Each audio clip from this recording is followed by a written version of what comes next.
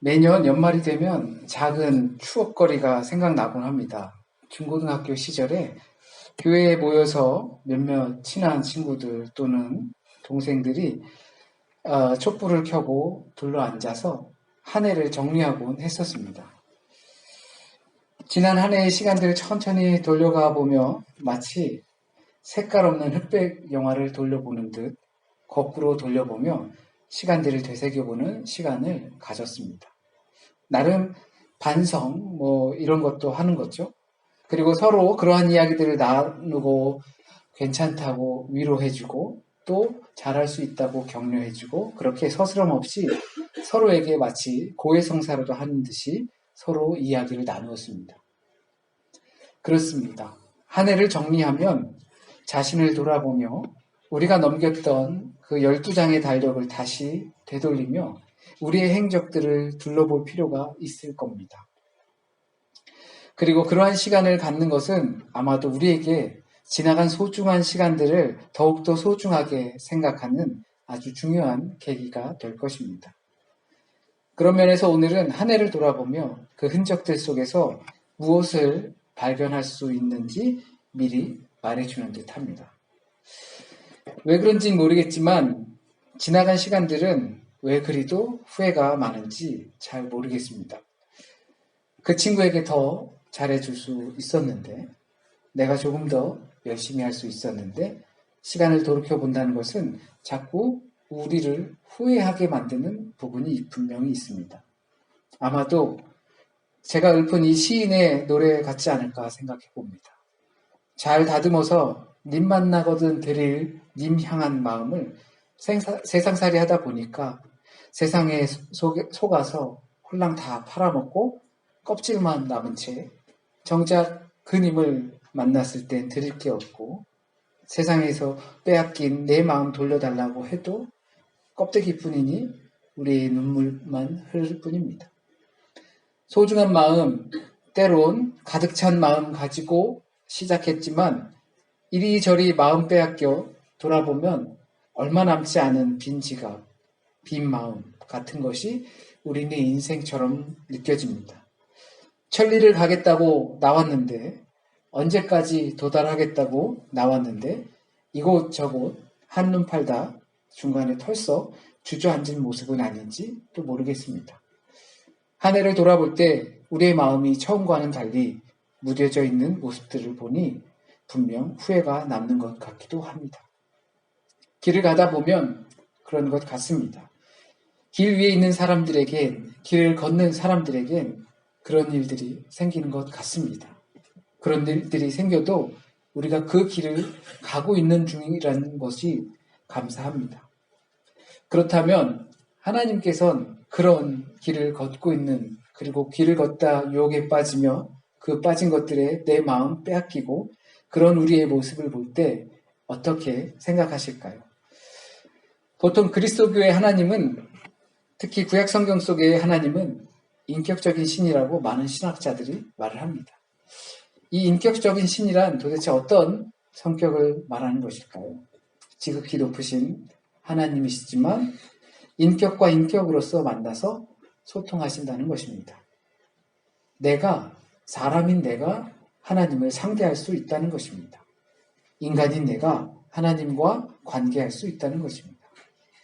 바로 이 인격적인 하나님은 자신의 피조물과 소통하십니다. 특히 구약성서에서는 사람과 하나님의 대화가 자주 등장합니다. 흡사 아버지와 아들이 이야기하는 모습처럼 보이기도 합니다. 사랑하는 여인들이 속삭이는 듯 합니다. 예언자들은 그런 하나님을 철저하게 인격적인 분으로 인식하고 있었습니다. 그래서 문제가 있을 때 하나님께 구체적으로 하소연도 하고 무엇을 구하기도 하고 어떤 때에는 어린아이처럼 떼를 부리기도 했습니다. 그들은 청중들에게 야훼 하나님을 자신들이 인식한 그런 하나님으로 설명하는 일이 많았습니다. 이스라엘 민족의 역사 안에 깊숙이 개입하시는 하나님이었습니다. 그 하나님은 자신을 알리기 위해서 이스라엘 민족을 이집트에서 구하기도 하고 때로는 먹고 마실 것을 제공하기도 하지만 또 어떤 때는 채찍을 드시기도 하시며 이런 예언자들의 설명에 의하면 하나님은 아버지가 자녀들을 돌보는 모습과 비슷한 모습으로 묘사되어 있습니다. 오늘 본문도 역시 하나님을 그렇게 묘사하고 있습니다. 이스라엘 역사에서 일어난 좋은 일들은 하나님께서 베푸신 것이다 라고 말하고 있습니다. 그러니까 그런 인간적인 하나님께서 길 가다가 모두 빼앗긴 우리의 상태를 보시고 어떻게 생각하실까요? 이사야는 이렇게 말하고 있습니다. 나는 주께서 베풀어 주신 변함없는 사랑을 말하고 주께서 우리에게 하여 주신 일로 주를 찬양하였습니다. 주께서 우리 모두에게 베푸신 은혜, 그의 긍휼과 그의 풍성하신 자비를 따라서 이스라엘 집에 베푸신 크신 은총을 내가 전합니다. 그리고 다시 그 말에 하나님께서 말씀하십니다. 그들은 나의 백성이며 그들은 나를 속이지 않는 자녀들이다. 그런데 우리는 여기서 재미난 관계를 볼 수 있습니다. 이사야는 하나님께 그 사랑에 대해 절대적인 신뢰를 보이고 있습니다. 하나님께서 우리를 얼마나 사랑하시는지 그것에 대해 신뢰하고 있습니다. 또한 하나님께서도 그의 백성들에게 큰 신임을 갖고 계십니다. 우린 너무나 잘 알고 있습니다. 과연 이스라엘이 그런 대접을 받을 만한 가치가 있는 민족일까? 정말 철없고 초라하기 짝이 없는 백성이었습니다. 조금만 힘들면 투덜대고 그래서 뭐 좀 해주면 좋다고 하다가 얼마 안 가서 또 투덜대고 아주 정기적으로 문제를 일으키고 불평하고 시적하면 이방신을 섬기기 일쑤였던 백성이 바로 이스라엘 백성이었습니다. 그런데 이것은 이스라엘 백성만이 겪는 일이 아닙니다. 님 만나거든 주라고 챙겨주신 것을 홀랑 다 까먹은 우리네 모습과도 유사하지요. 그들의 신앙이 부족해서 그런 것도 아닙니다. 어떤 사람이라도 그들이 닥쳤던 상황이라면 그들과 비슷한 행동을 했을 것입니다. 베드로가 호언 장담을 했지만 3번 만에 주님을 부인하고 말았습니다. 그것이 인간이 가지고 있는 모습입니다. 우리 지난 한 해도 아마 그렇지 않았나 조심스럽게 둘러봅니다. 왜 그렇게 속이 풀리지 않았나? 무엇이 그렇게 못마땅했나? 내게 주어진 것이 고작 이 정도인가? 수없이 많은 것들로 우리는 하늘을 시끄럽게 혼란스럽게 했는지도 모릅니다. 그런데 그런 철없는 자녀들이라고 해도 가장 사랑한다고 하십니다. 다 팔아먹고 빈손으로 와도 기꺼이 맞아주시는 것이 부모이죠. 하나님은 이스라엘이 실제로 평범하거나 경우에 따라서 평균 이하일 경우도 많았지만 그들을 철저하게 신뢰하고 계시다는 말씀을 하고 있는 것입니다. 그들을 철저히 신뢰하고 계신 아버지이자 어머니입니다. 이 절대적인 신뢰는 그 대상이 소유하고 있는 조건들에 따라서 달라지지 않습니다. 무엇을 했느냐, 무엇을 주었느냐에 따라서 그 절대적인 신뢰가 낮아지고 높아지는 것이 아닙니다. 그렇게 신뢰하는 주체에 속한 것입니다. 비록 우리가 세상을 살면서 다 팔아먹고 빈 껍질만 남긴 채 주님 앞에 선다 해도 하나님께서는 우리를 향한 절대적인 사랑이 기반이 된 절대적인 신뢰를 하고 계십니다. 그렇지 않고선 이스라엘 백성을 향해서 배신을 모르는 나의 아이들이다 라고 말하실 수 없습니다. 어떻게 보면 우리가 보고 있는 이스라엘 백성들은 배신의 아이콘이라고 할 수도 있을 정도입니다. 우리도 심지어 마찬가지입니다. 베드로도 마찬가지인 것처럼 그와 같지 않은 상황 속에서도 우리는 조금 어렵다고 주님을 한탄하기도 했던 우리의 모습을 발견하기도 합니다. 그러나 그런 우리를 자녀 삼으셨고 아버지이시자 어머니이시기 때문에 우리에 대한 절대적인 사랑과 신뢰를 거두지 않으십니다.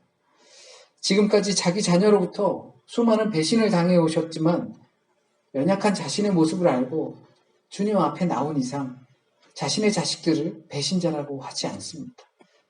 이것이 하나님께서 우리에게 보여주시는 하나님의 사랑입니다. 배반감이 아닌 우리를 긍휼히 여기는 하나님의 마음입니다. 이런 말씀은 우리가 가지고 있는 부끄러움이나 열등감 이것들을 위로하기 위해서 하시는 것이 아니라 가장 확실한 진리를 우리에게 말씀해 주고 계신 겁니다. 그런 우리의 모습 가운데서도 우리를 돕고 우리에게 사랑을 표현하시기 위해서 천사를 보내시거나 하신 것이 아니라 하나님이 친히 내려오셨기 때문입니다. 단순히 빈 마음으로 님을 만나는 그에게 그 섭섭한 마음을 덜어내주고자 괜찮아 라고 위로하는 것이 아니라 진심으로 그 님을 사랑하기에 보여주셨던 하나님의 모습입니다. 하나님께서 우리를 향한 고백이 단순히 지친 자를 위한 위로가 아닌 진정한 마음의 표현이라는 것은 예수 그리스도를 통해서 우리가 충분히 알 수 있습니다. 예수 그리스도의 가르침과 행동에는 이런 인간에 대한 긍정이 아주 적나라하게 잘 드러나 있습니다.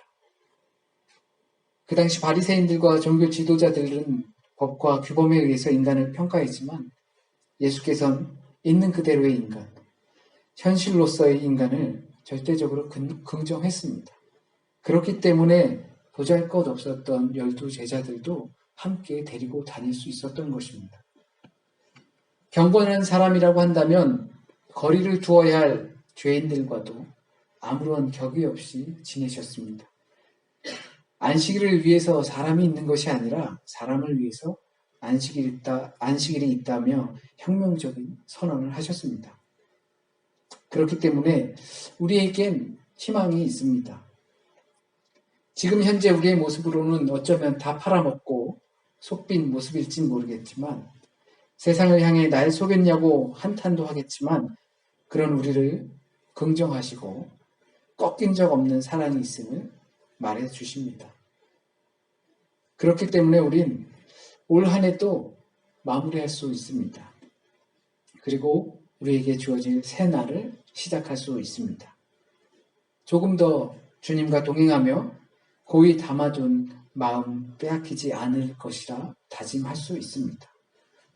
사랑은 우리에게 주어진 기회이기 때문입니다. 잠시 기도드리겠습니다. 우리가 주님 앞에 올 때마다, 주님 앞에 설 때마다 다 빼앗긴 마음 가진 채로 주님께 나옵니다. 중요한 거 다 빼앗기고 다 팔아먹고 주님 앞에 나와 우리가 주님께 보여줄 것이 없음을 보며 때론 후회하기도 합니다. 그런 연약한 모습을 보고 또 아시면서도 우리를 자녀 삼아 주셨고 또한 백성으로 우리를 통치하여 주시고 또한 우리를 사랑한다 하며 우리에게 친히 오셔서 우리의 마음을 안아주시는 그런 아버지 같은 어머니 같은 하나님을 우리가 다시 상고합니다. 한 해 동안 얼마나 많은 부분에 있어서 이 아버지 어머니 하나님을 우리가 기억하며 살았는지 잘 모릅니다. 어쩌면 후회하며 한탄하며 또한 탄식하는 말들이 우리 가운데 많았는지도 모릅니다. 그러나 주님 향한 마음 다시 다짓고 님 만나면 주려고 했던 마음 잘 간직하며 그것을 잃지 않고 살아가기 위해 우리에게 주신 새로운 날의 사랑의 날들을 다시 시작하고자 합니다. 주님, 언제나 우리와 함께 하셨던 것처럼 또 새로 우리에게 주실 날들 가운데서도 함께 하실 줄 믿습니다. 또한 우리는 더욱더 주님을 의지하고 신뢰하여서 내게 주신 마음 빼앗기지 않으며 살아가길 원합니다.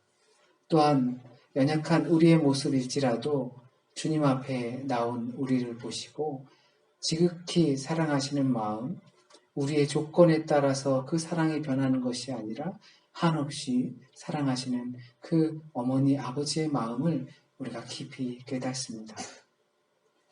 한 주간의 삶도 주님께 맡깁니다. 주님께서 우리를 인도하여 주실 줄 믿습니다.